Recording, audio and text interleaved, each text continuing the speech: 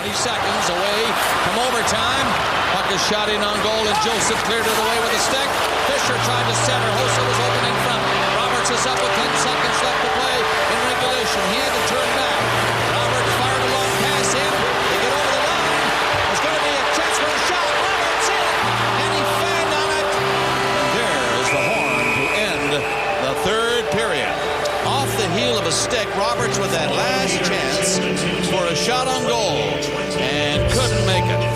Well, it comes the time now where the pressure is on everybody, on this big crowd, on the two goalies, Joseph and Moline, in a dandy tonight, and of course, everybody who's on the shift. And I suppose you can include the officials with that too. Absolutely. We've got McCreary and Van Massenhoven, the two referees who will watch this. Ottawa is a goal away from taking a commanding lead in this series, winning 5-0 game one. And here tonight, getting a tying goal in the third period to send us to overtime.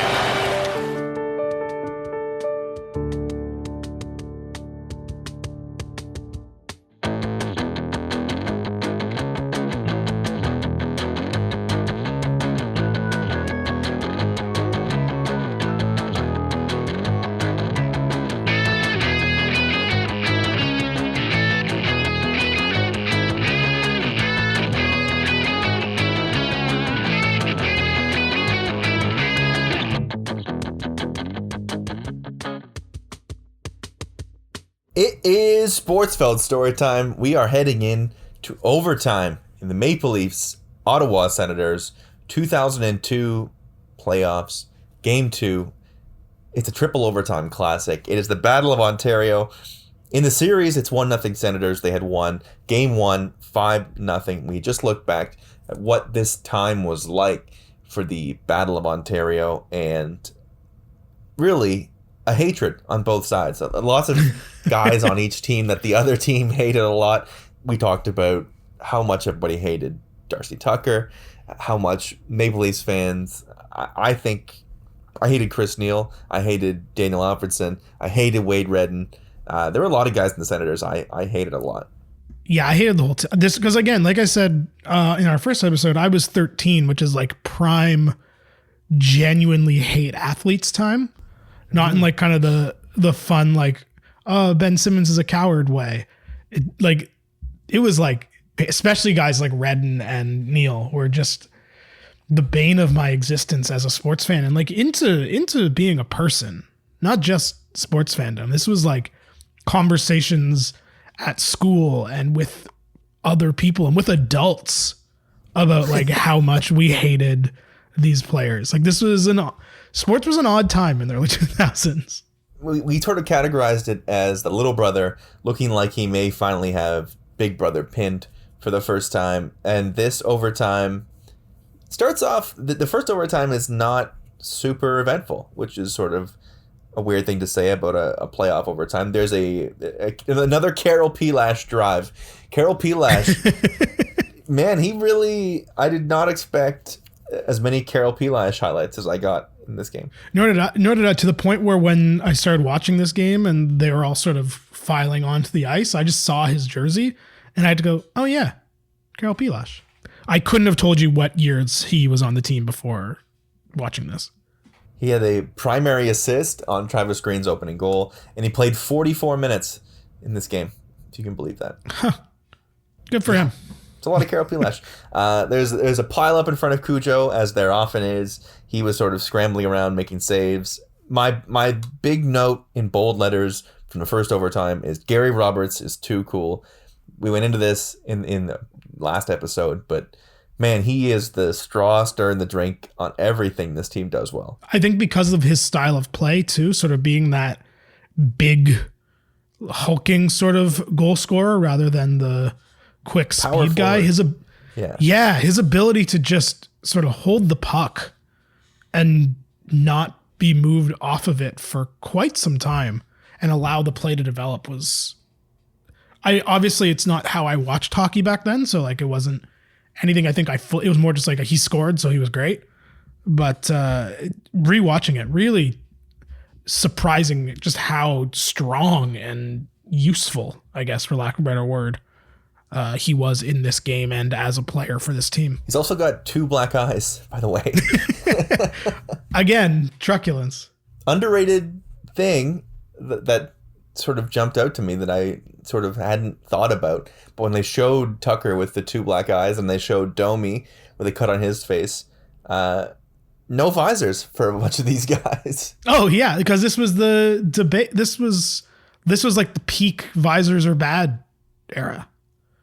Because especially like with some of these guys being vets who are like sort of on their way out, or like at least in the back half of their careers, like they weren't going to put visors on, which you're right, seems insane. Yeah. So first overtime, I don't think there's a lot to really dig into there. The second overtime is bananas. Like, it's ridiculous. Right away, 30 seconds in, Lalime, an unreal stop. Robert Reichel with the chance, but Lalime, he was pretty good in this game. He was. Yeah, I think, as we've said, you can pin a lot of the sort of Senators' failures to top the Leafs on Lalime. Not this one. He was... No. He wasn't as, the saves aren't quite as, I guess, highlight reel as what Cujo was doing on the other end, but I also feel like that wasn't really his game. So around the middle of this period, the 10-minute mark of this period, there's about 1, 2, 3, 4. I have 6 different events that all happen in the span of like a minute and a half. That is just pure bananas. Cujo is down and out, like absolutely beat. Then the puck trickles just wide. And then somewhere in that play, there's a big tangle up and the net gets knocked off and they get saved. It feels like the Maple Leafs got saved on that one as well. Daniel Alfredsson, like, one times the puck off the boards and it gets in the skates of the defenseman and in Cujo's skates and somehow gets by. Bob Wren, again, in his one playoff game of his 6 career NHL games in the 9 minutes he played, has a brutal pass in what could be a cross-ice one-timer to win the game. And then Darcy Tucker hits the post. Reichel waits for it. He's covered now, but he bats it loose when it did come off the boards, and Tucker rolls over. Tucker leaves it for Mogilny. Mogilny centers. Tucker hit the goalpost. Tucker hit the post. They're still in there around the net. Centering pass. Here's a chance. Helash nailed it, and he was stopped. Kaberle, Leafs turning it on here. Tucker shot off the goalpost. Tucker again. It's batted away down the ice. It'll be icing, but the crowd is buzzing on that last flurry. Brutal. Heartbreaking. He cycles it to Mogilny. Mogilny finds him in the slot. He beats Lalime, but the post saves Ottawa. I had the weird thing of rewatching this game with the knowledge that this game goes 3 overtimes and seeing that Tucker shot and being like, what? And then it hits the post. Like, you can't believe he missed that shot. Even the crowd thought it was over. I think he thought it was over. It's just one of those like playoff hockey things where he hits the post there and like, oh, the Leafs are done. Like, that was it. Yeah, totally. That's 9 minutes left in the second overtime when that happens. My last note for double overtime is something you mentioned in the previous episode, was the Maple Leafs get a power play and Kaberle is dancing on the blue line as he was wont to do. And Bob Cole does the Kaberle doesn't like to shoot from back there. And he really is like going out of his way to not shoot on this play. It's crazy. I'm trying to figure out the strategy. Is it just like you don't want to give up the rush the other way, I guess? Like, it just seems, I know it's he's like a very good passer for one thing. Yeah, he was. And he had McCabe beside him his whole career, whose whole thing was taking a Kaberle pass and just shooting it as hard as he possibly could. Later in that shift, Kaberle sneaks down and crushes a slap shot and fires it wide. That was, I think the setup was 2-pronged of like him being a better passer, and when he finally does shoot, it's going to catch you off guard. Because he crushes that one-timer.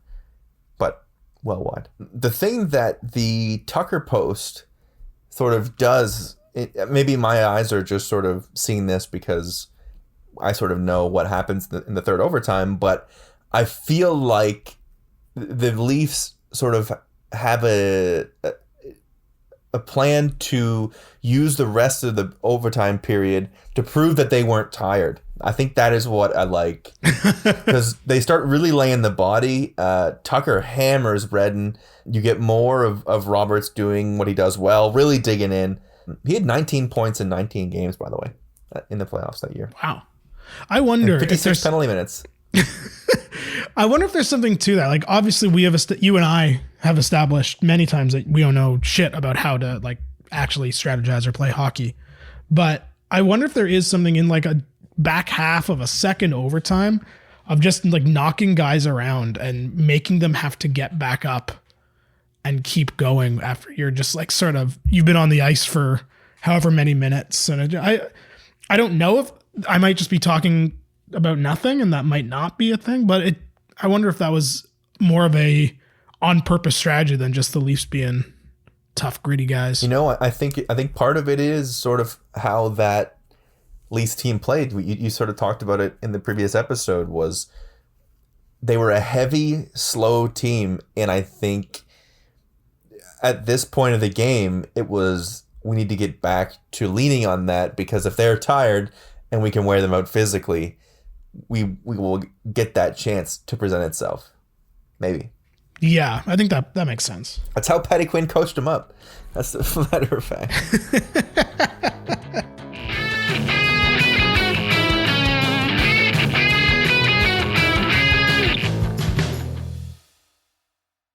The period ends with a penalty for Sean McEachern, who has the biggest visor I've ever seen in my life.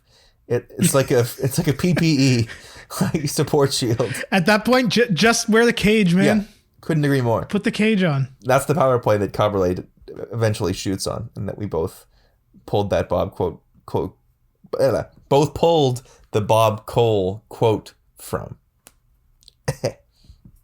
Anyway, we move ahead to the third overtime period, and man, just bananas. Like, I can't even say.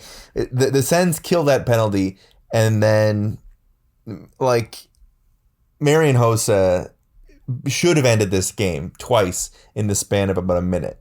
He gets a clean breakaway, tries to go 5-hole, denied by Cujo.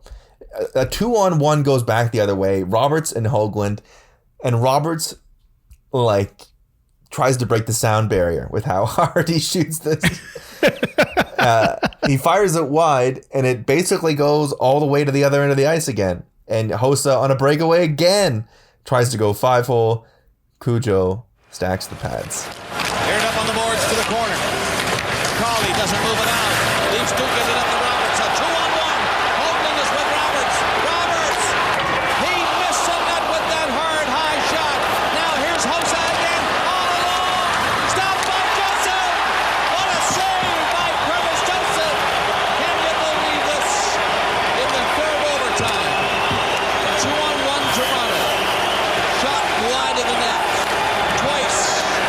Ottawa was in on Joseph. Twice.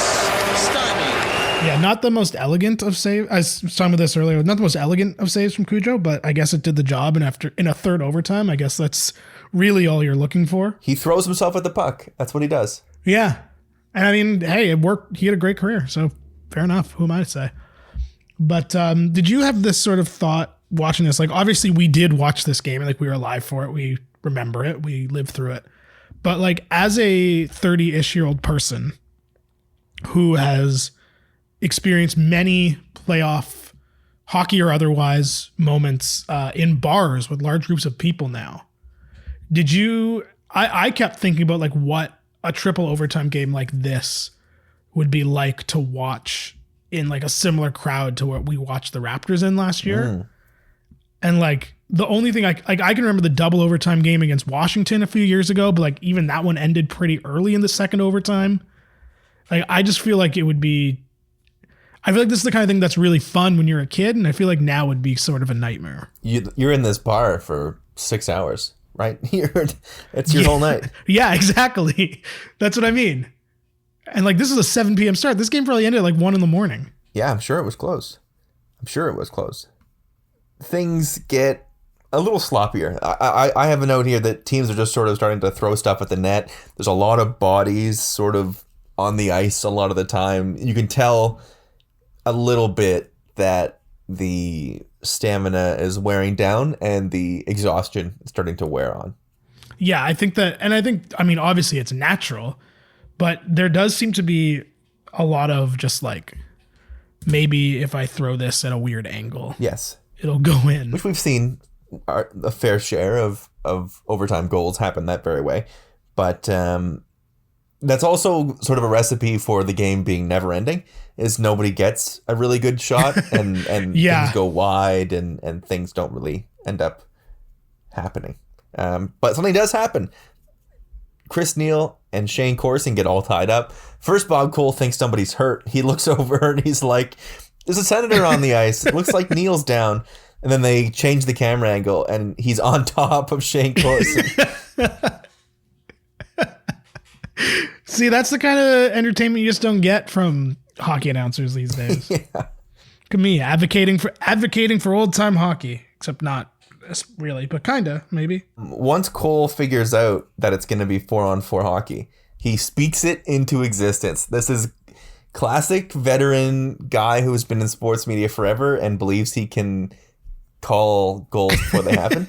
He goes for it. He says, this is Bob Cole just wanting to go home. Yeah. This is him being like, I don't want to do this anymore. I do this all the time when I need games to end, is you say, this is the shift, this is the play, and then eventually it happens. He says 4-on-4 hockey, this is going to be it. And then Alex Mogilny coming down the right wing, a little half clap, a beautiful shot. Lalime grabs it. A lot of, maybe this is just how Mogilny shot, but I feel like Lalime made a lot of low glove size saves. You notice that? A lot of shots in this game, like right off the draw. Yes. I noticed as well. That ended up as glove shot. Was that a heavier strategy back then that I don't remember? Could be. There's like 3 or 4 in this game where it's just like a quick shot, like win the draw, back the guy behind you, quick wrist shot. And it happens quite a few times this game. I found it kind of, and you're right, they all are, for the most part, low glove saves. Lalime gets it and freezes it. Although he loved to throw the puck out with his glove as well. He did that a lot of times in this game. There's a lot of goalies moving the puck in this game. But anyway, we get a draw. Robert Reichel wins the draw. And who else? Face off. One by Toronto. Toronto score! Roberts ends the game. And the Leafs have tied the series. One apiece. 4 minutes and 30 seconds into the third overtime. The face-off in the zone. Gary Roberts with the chance. His first shot on goal in the game. And his biggest shot of the night. Leafs won it 3-2. And the series is tied at one apiece. Wow, what a night in Toronto. Gary Roberts finds the back of the net. It's 5-hole face. You ever notice whenever a goalie gets scored on 5-hole, he immediately throws the head back? This is classic 5-hole face from Patrick Lalime. Maple Leafs win. The good guys prevail. It is 4:30 into the third overtime. Maple Leafs win 3-2. What was your reaction in the moment when you were a kid? Oh, I can't remember if my parents were still awake at this point. My dad might have been. I have a memory of watching this in the basement of our house, and I have a memory of like running up and down the stairs. But I could be conflating it with another game, but I feel like that was my like, it was because like this goal too is like kind of an odd anticlimactic goal in a lot of ways. It just kind of happens off the draw. It's just a quick shot and it's over.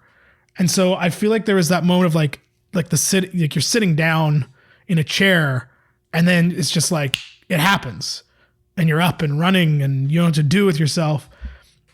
And then it was also like this is also, remember, like pre-texting, pre-social media, like ICQ might have been around at this point. I feel like it's pre even like MSN Messenger and certainly pre-laptop.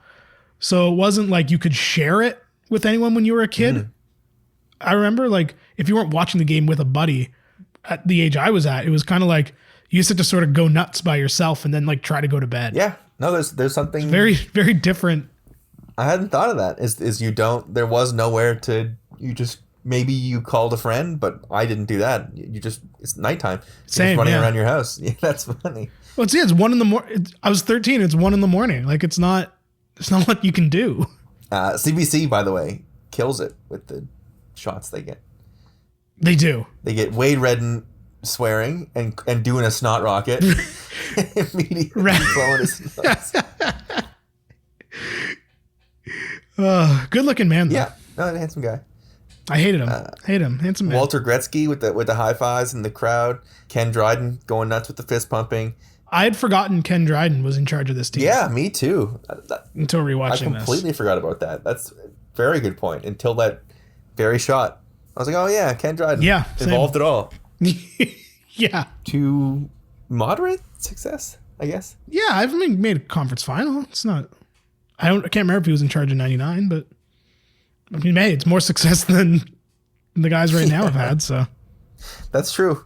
That's true. But that does it. That's Maple Leafs win. Gary Roberts, the conquering hero, basically saving the Maple Leafs bacon here. If they lose this game, I think that's probably it for the series. Maybe I'm wrong because they sort of had some magic voodoo over the Senators, but boy, oh boy, it would have been tough to come out of that hole. 2 losses at home in the first 2 games. I feel like maybe in other years, but like without Sundin, I don't know if they would have really, and like losing triple overtime at home, down 0-2, no Matt Sundin. Yeah, it certainly doesn't feel like they would have pushed it to 7 like they did if they lose this game.